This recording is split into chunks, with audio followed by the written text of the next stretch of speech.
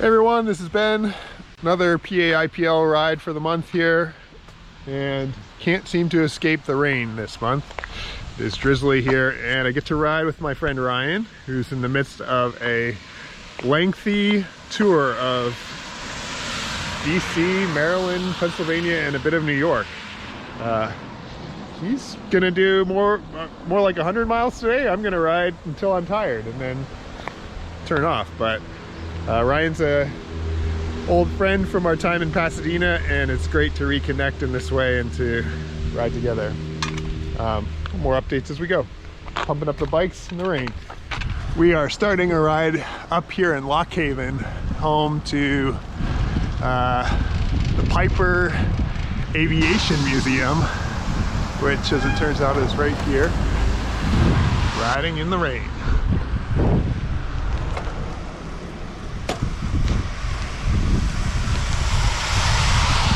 Woo! What a day. Oh boy. This is true bike packing. Now you can say you did a legitimate ride. Got one rain day. One rain day. How do you introduce yourself these days, Ryan? A lot of people ask where I'm from, or even where home is, and that's a really hard question, but... Ireland? That's a big assumption for a lot. I still consider Alaska to be home. Yeah. Although I haven't lived there since I was 18, and Berlin has been home for my family for the last 10 years. We've really enjoyed that. We like the European way of life, the structure of urban planning. Yeah. Public investments in public transportation, as well as public spaces like playgrounds and parks. I'm guessing your work plays a role in that sense of identity and place too, right? It is a piece. So right now, my wife and I have always shared a role which has been really positive overall. We've had challenges at times, but it's given us a lot of flexibility, especially with the girls. Yeah. And so now we serve as what's called regional liaison for Northern and Central Europe, which is essentially a kind of a middle. We manage the partnerships with ecumenical partnerships and those with NGOs in Northern and Central Europe, which stretch from the UK, so Church of Scotland, and down south through the UK, and then all the way across Europe over to Germany, the Czech Republic, and Hungary.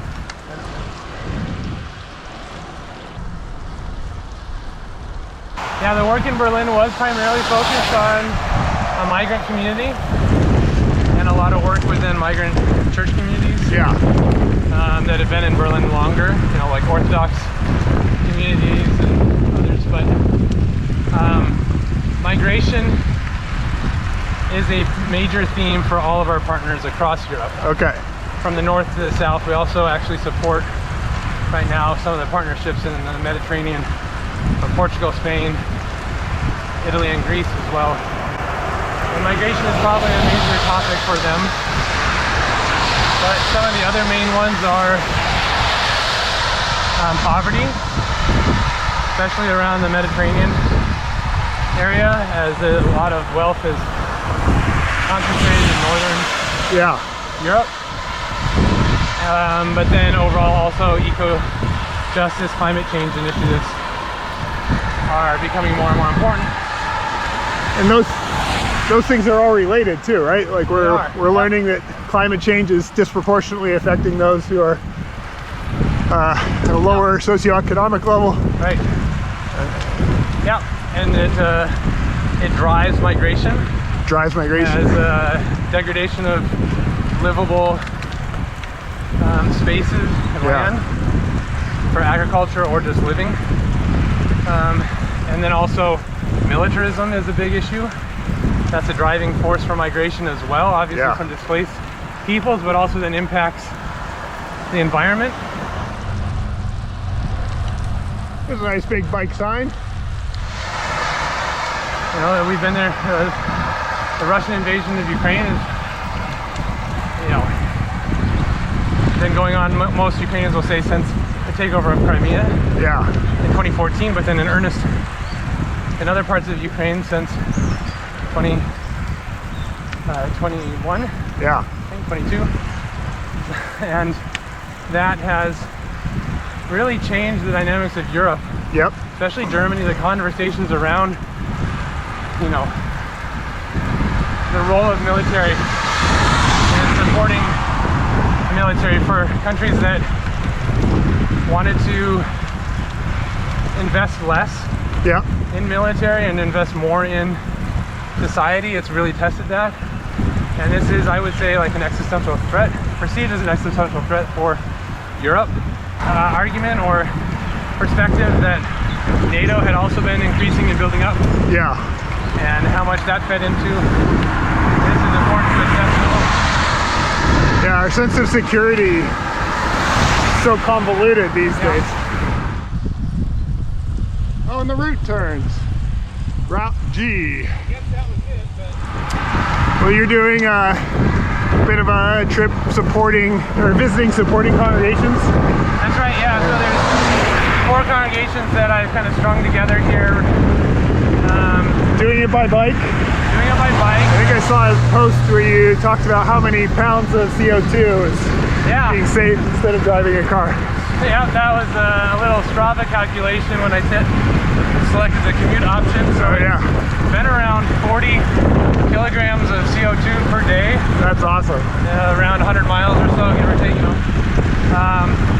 And that's been actually one of the factors why I thought about it. I mean, this is the most ambitious thing I've tried to do on a bike, Yeah, but the environmental aspect, because I'm traveling alone without my yeah, family, yeah. traveling by car just seems less and less responsible. From an environmental standpoint, at least. Yeah. Right, from a environmental standpoint, it's an issue. I mean, as I've thought about it the last couple of days, yeah, this is ambitious, but I think we also need to be ambitious with the goals that we try to do with climate change, Yeah. individually and collectively and on nation-state levels, and they haven't been ambitious enough. And I had a lot of anxiety about whether I'd be able to do it. Yeah. My second day, I didn't make it to my target in time for my event. I wasn't going to, so I got picked up. Yep. So there was a role for a car. It's been helpful. And you helped transport me part of the way today. So there is a role for that, but I think the piece about trying to be ambitious is important without worrying about if we fail or don't hit those markers, that we recognize that we can just recalibrate the goals. We found that in Washington when we were doing advocacy on Capitol Hill. Like, it took us 5 days to get there by bike, and we would drive home. Yeah. But most congressional representatives never see people who biked to them.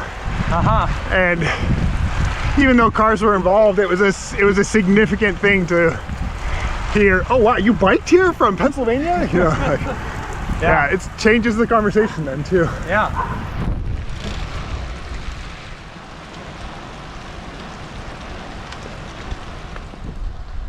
So lovely.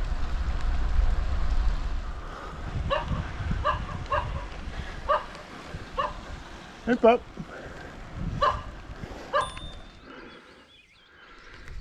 This is it for our ride together. Just climb the top of the hill, say farewell, onward to New York for Ryan, back to State College for me. Decided to circle over to Pine Creek Gorge, the Pennsylvania Grand Canyon, and it is just a beautiful little ride getting there. We'll see how muddy that trail is today and whether I regret this choice, but for now I'm loving this rolling farmland forest ride.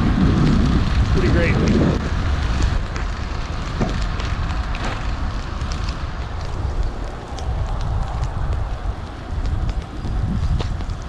All right, I think I'm coming up on Pine Creek Gorge rail trail. I think it's actually right over there. I just got to figure out how to get to it. All right, I found a little pathway here, fortunately, and I can carefully almost slip and fall with the wet cleats on the wet wood. But yeah, now I'm on Pennsylvania Grand Canyon Pine Creek Gorge Trail. Should be fun. Not bad, not bad. Not bad at all.